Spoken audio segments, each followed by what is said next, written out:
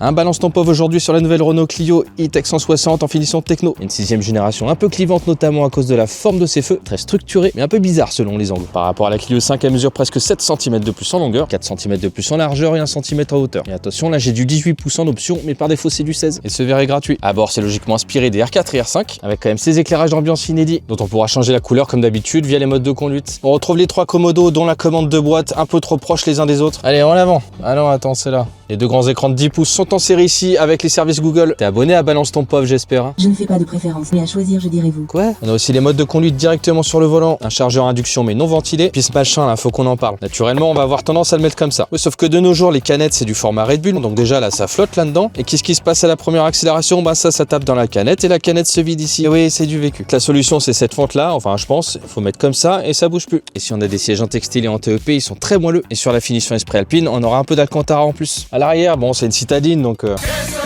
forcément. Hein. Les surfaces vitrées sont très larges, on se sent pas étouffé pour le coup. Dans le coffre sur les versions thermiques, on a 391 litres, 309 litres ici sur l'hybride. Alors c'est moins bien c'est sûr, mais c'est toujours 55 litres de mieux que la précédente génération. Alors la Clio existe en tout thermique avec un 3 cylindres TCE de 115 chevaux en boîte mécanique ou automatique EDC. Un GPL de 120 chevaux et boîte auto arrivera cette année. Ici c'est la version hybride dont la puissance a été portée de 145 à 160 chevaux. Et oui dans la Clio aussi le passage des rapports est mieux géré, ça braille moins dans les tours. Je vous invite à aller voir ma story sur le Symbiose où j'explique ça un peu plus en détail. Bon c'est mieux mais le grondement naturel d'un 3 cylindres s'entend quand même encore bien dans l'habitacle. Alors 160 chevaux dans une citadine ça paraît beaucoup, mais c'est pas pour autant qu'on a une Clio RS des temps modernes, hein, parce que ça sera toujours sous contrôle électronique pour privilégier la consommation. Et là-dessus elle est bluffante, j'ai fait 5 litres sans faire attention, 4 litres 5 je suis sûr sans forcer. C'est notamment grâce au mode de conduite Smart qui change de typage en fonction de sa conduite. En sport pour dépasser par exemple, et en confort et en éco le reste du temps. Bon, le seul inconvénient c'est qu'entre deux changements d'état, la pédale d'accélérateur est plus ou moins sensible. Sinon en matière de comportement, le châssis la Clio c'est une valeur sûre, c'est précis, pointu, affûté. Voilà. Et la pédale de frein a un typage un peu particulier aussi, la course est très courte et ça permet d'être très précis sur son freinage. Inconvénient, faut appuyer un peu plus fort avec le pied. À partir de 19 900 € en TCE 115 à boîte méca, ce modèle hybride 160 en finition techno c'est à partir de 27 600 €. Et pour le haut de gamme en finition Esprit Alpine avec le même moteur, c'est à partir de 29 300 €. Tout ça c'est hors option bien sûr.